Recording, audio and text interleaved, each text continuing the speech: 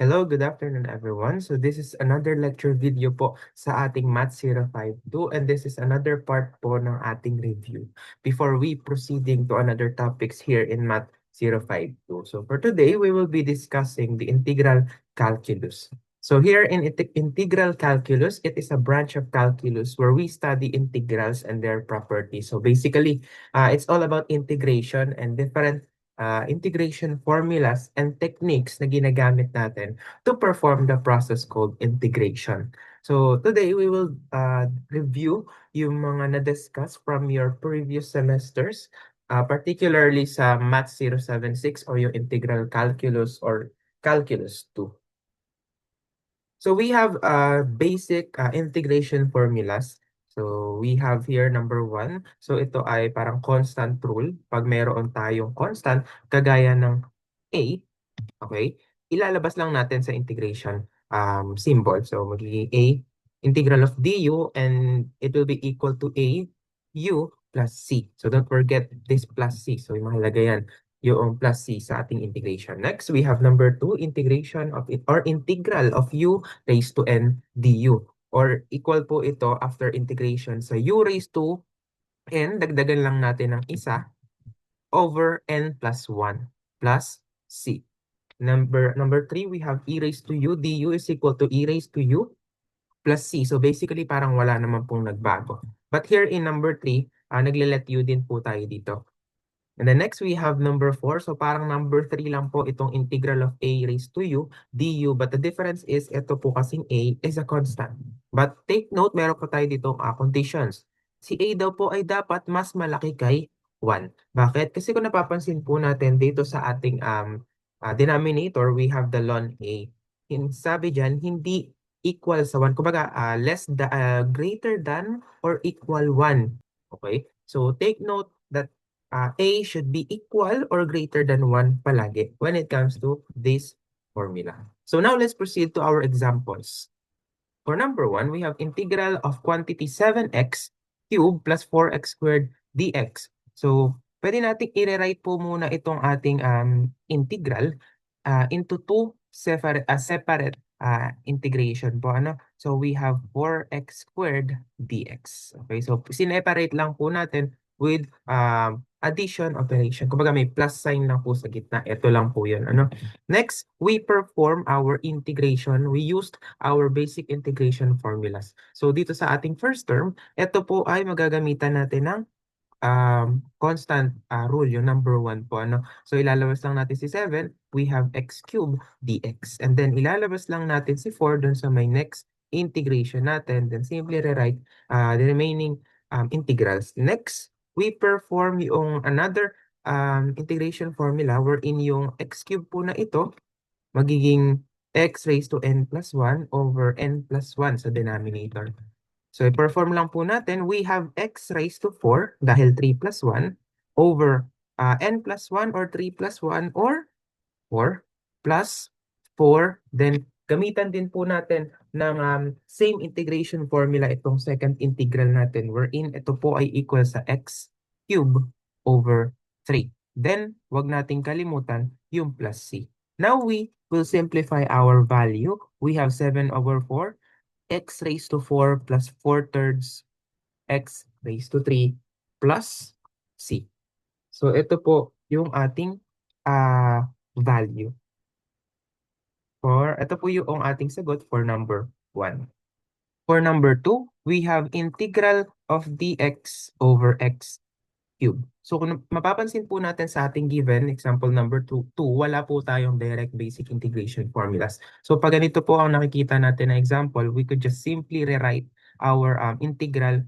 Itataas lang po natin yung nasa denominator and we know na kapag ginawa natin yun, yung exponent nung itataas natin na term or ibababa din kung minsan ay magiging opposite yung kanyang sign wherein we have x raised to 3 pag nasa denominator siya and once we put it in numerator, we have x raised to negative 3 dx. Now, we could perform yung isa sa ating basic integration wherein we have x raised to negative 3 plus 1 over negative 3 plus 1. And wag natin kakalimutan yung plus c. So now we simplify. We have x raised to negative 2 over negative 2 plus c. And iniiwasan natin magkaroon ng negative exponent, therefore pwede pa natin yung isimplify into negative 1/2. I-write ko lang po.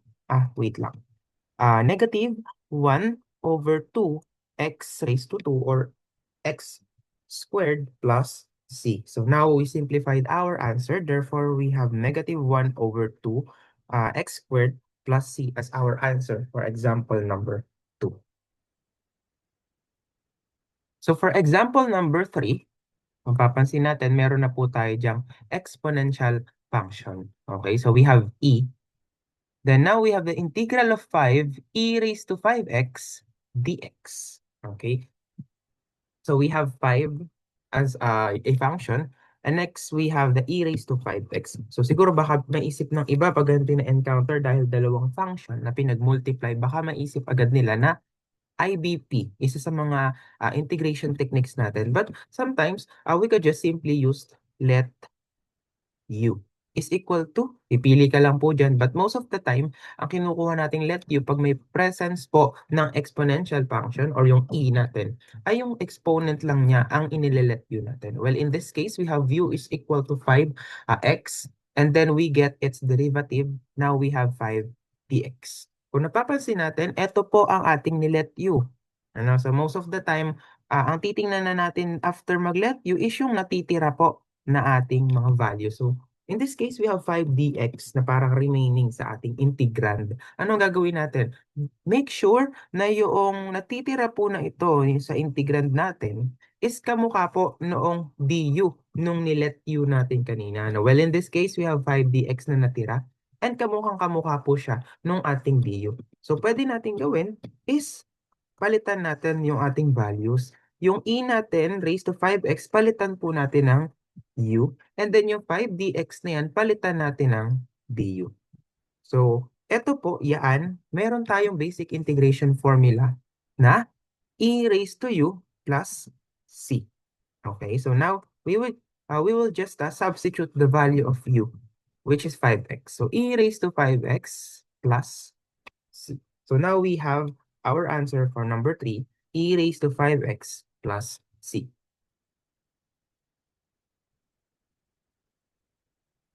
So now let's try to solve example number 4. So medyo mahaba-haba din po yung ating integrand dito. So rewrite lang natin yung ating given. We have quantity 2x plus 1 e raised to x squared plus x dx. Again, we have two functions here. We have 2x plus 1, wherein it is an algebraic function. And we have e raised to x squared plus x, which is an exponential function. So baka maisip na naman natin na what if gamitan natin ng IBP or kung alam natin yung DI method. But sometimes, pinapahirapan lang natin yung solutions natin. So we could just simply use again our let u is equal to, may exponential function tayo. Let's try to use let u is equal to x squared plus x, which is ito po yung exponent ng ating e. So next, we get the derivative of du. And then we have 2x plus 1, ayan, dx. Okay, so tingnan natin yung remaining o yung natitira doon sa ating integrand. Kung magkamukha ba sila nung nilet u natin. So kung napapansin natin, ito po yung natira, yung 2x plus 1 and then dx. And parang ito din siya, di ba? So now, we could just simply change or substitute use and du sa ating original integrand. So we have e raised to u, next multiply by du. And again, we have this integration formula po doon sa pinresent natin during our short introduction. So we could just simply write e raised to u and plus c, and then we change u into x variables. So e raised to u, anong ipapalit? Ito pong inilet u natin kanina na x squared plus x plus c.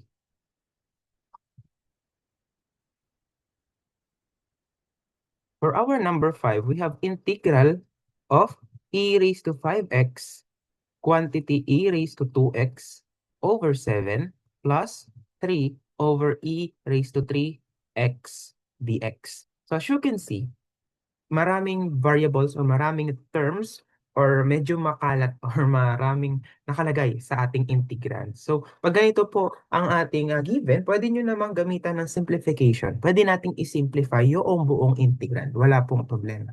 So, by doing this is equal to, i-distribute lang po natin yung e raised to 5x into first and second term natin ng integrand sa loob po ng parenthesis. O, pwede natin gawin e raised to 5x times e raised to 2x times 7. So, same base po ang ating e. So, pwede nating pagplasin lang yung ating exponents. So, e raised to 5x plus 2x is just 7x over 7 plus, so e raised to 5x times 3 is just equal to e raised to 3 e raised to 5x over e raised to 3x. Huwag nating kalimutan ang grouping symbols, dx. So, now, we could just simplify yung ating mga e kasi po may mga pwede tayong i-cancel dyan. And at the same time, pwede din po natin paghiwalayin yan into two terms by this plus sign. So, sa ating first integral, we have e raised to 7x over 7 dx plus integral of 3. Kung napapansin natin, we have 5x sa taas na exponent ng e. We have 3x naman sa baba or denominator. So, pwede nating pag-minusin lang yung exponents nila since they are the same basis. Well, in that case, we have e raised to 2x. Huwag nating kalimutan yung dx.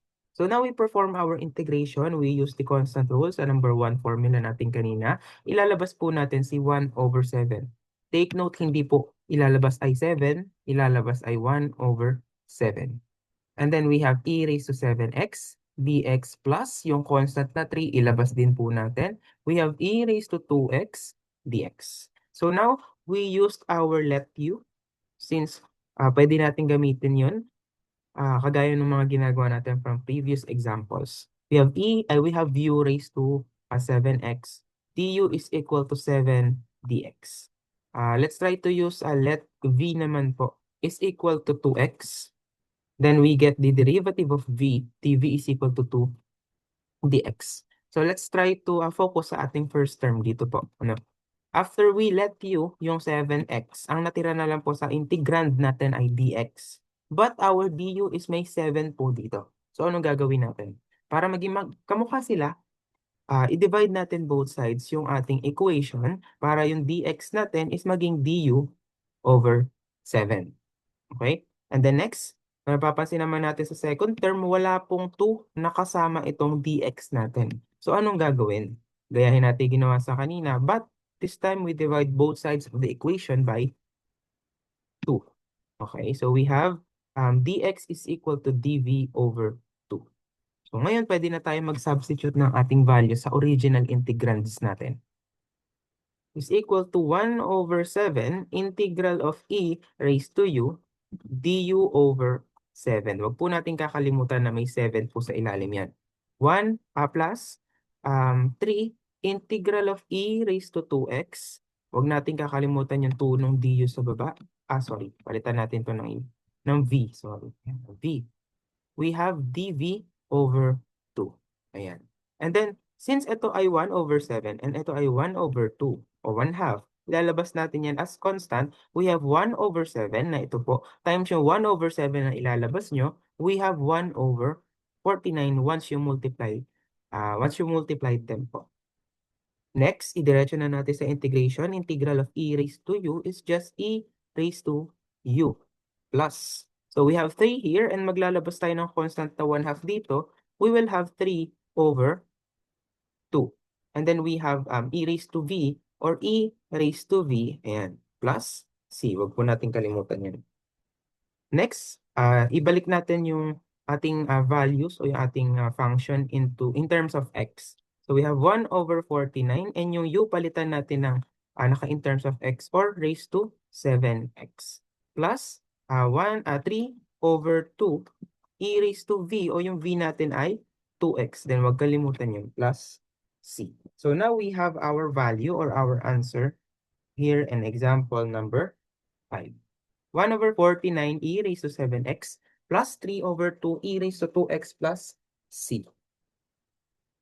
So we have here integral of dx over x minus 5. So once we see o once na ganito yung makita natin na example, pwede nating gawin is mag-consider ng isa sa ating mga basic integration formulas wherein ang itsura niya po ay ganito. Integral of du over u. Di ba? So, i-try natin na ito pong given na ito is maging ganito ang kanyang form. Ano? So, paano gagawin natin? So, we could just ask help sa ating let u. Ano? Ang problema lang natin, ano ang pipiliin natin na let u? So, well, in this case, ang gamitin natin is x minus 5 as our u. And then we get our derivative of u, or du is equal to dx. Now, pwede na nating palitan yung ating original integral into a du, sorry. Yung dx palitan natin ng du, and yung x minus 5, siya yung ating nilet u. So, ito yung target natin, and na-achieve na po natin dito sa ating solution. So, we know that the derivative of du over u is just equal to ln of u plus c. So, try natin dito gamitin. So, we have ln u plus c, o yung u natin, ibalik natin in terms of x. We have ln of x minus 5 plus c. Simple as that po. Therefore, ito na yung ating final answer for number 6. For number 7, we have integral of y dy over 5 minus y squared. So kanina sa ating previous example, ang target natin is integral of du over u. Once we set the value of u based sa ating given, ano? So once we differentiate that u, mag-a-arrive tayo dito. Ano? So para ma-achieve natin yung ln of u plus c. So try natin dito sa ating given. If we used let u, at ang ginamit natin ay yung denominator na 5 minus y squared, try natin siyang kunin yung derivative po. Ano? So we will have du is equal to, the derivative of 5 is just simply equal to 0, minus the derivative of y squared is 2y. Okay? So ganyan lang siya. And then wag natin kakalimutan yung derivative of y. Okay? So simplify lang, we have du is equal to negative 2y dy. Huwag po natin kakalimutan itong negative sign. Mahalaga po yan. Okay? So, ang usapan natin kanina, once na mag-derivative po tayo, pag nag-let u tayo, dapat kamukha siya nung natira. Ito ang ating ni-let u, at ang natira ay yung y dy. Tama? Okay. Ang nakuha natin na du is negative 2y dy. Hindi siya kamukha. But we could do this. No? So, we could just divide both sides by negative 2 para magkaroon tayo ng y dy. Cancel na po kasi ito, is equal to negative du over 2. So in this way, makukuha na natin yung value ng ating problem number 7. So is equal to, palitan po natin ng in terms of u ang ating problem. Doon sa main numerator, we have negative du over 2 over yung nilet u natin na 5 minus y squared. So pwede natin gawin extremes and means. May 1 na nakatago dyan kay u. Extremes and means. So magkakaroon po tayo ng negative du, kasi du times 1, ay du times 1, tama, over 2 times u. Yung 2u. So ito ang target natin. Okay, so malapit-lapit na tayo. So we could just, kumbaga, i-extract si negative 1/2 since siya si constant. So negative 1/2, ilalabas lang natin yan.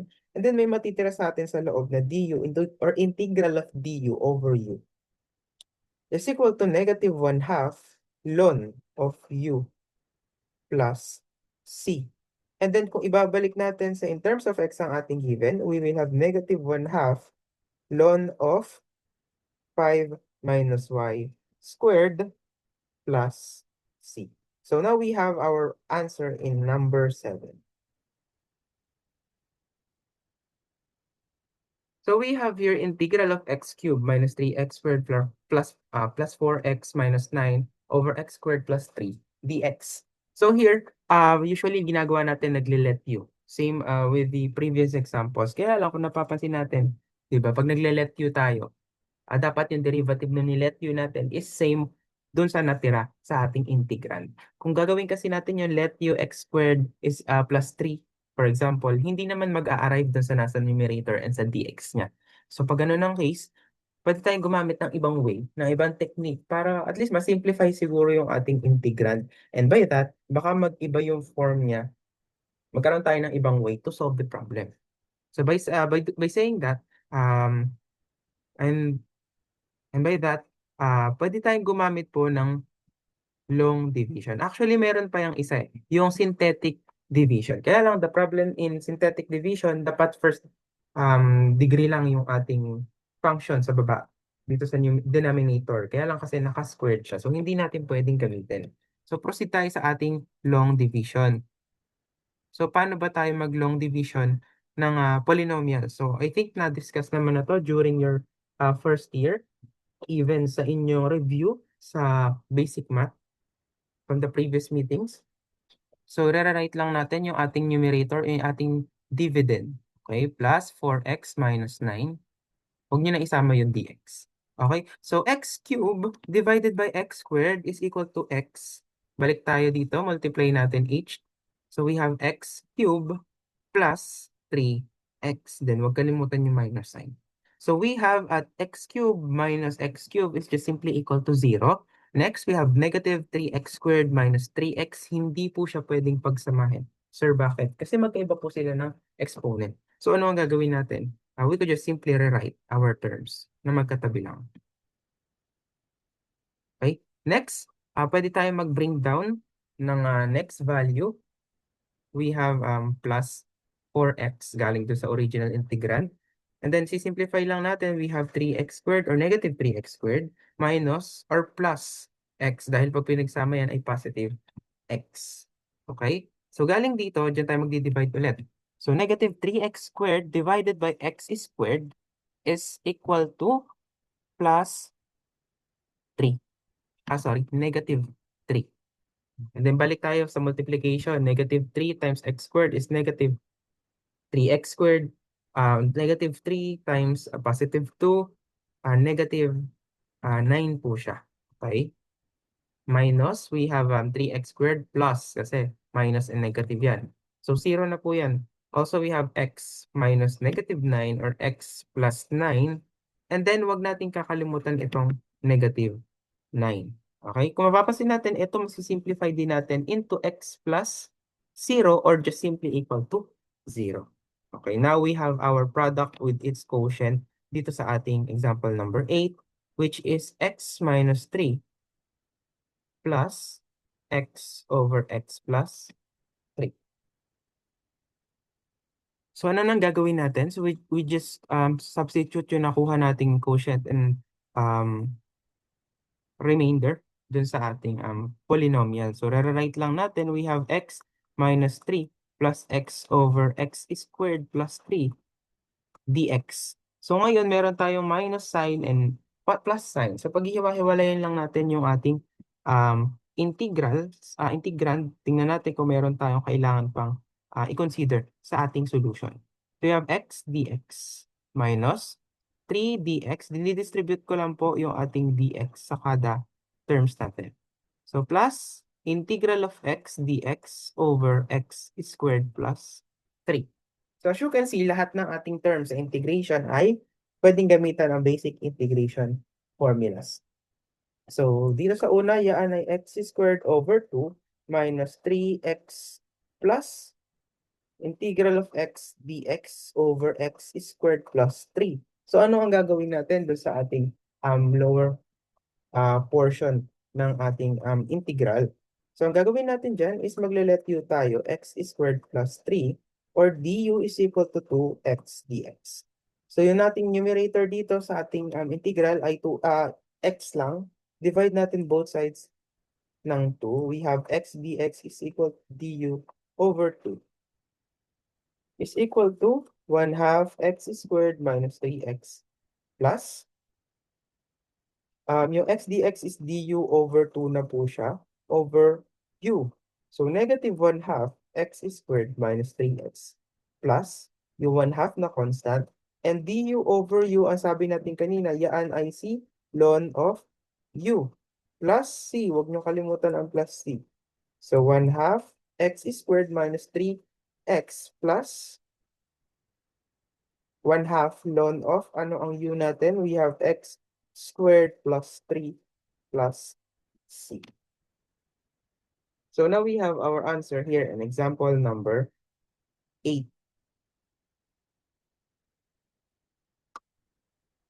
Okay, and for our last item here in basic integration formulas, we have integral of e raised to x squared plus 1 to x dx. Okay, so pag ganyan, kanina ginawa natin, let u is equal to x squared plus 1.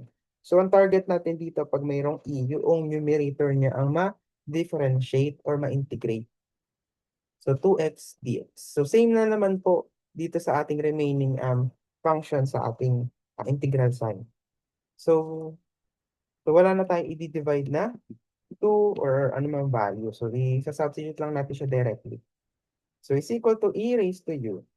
Then yung 2x dx is du. So pag sisimplify natin, we have e raised to x squared plus 1 plus c.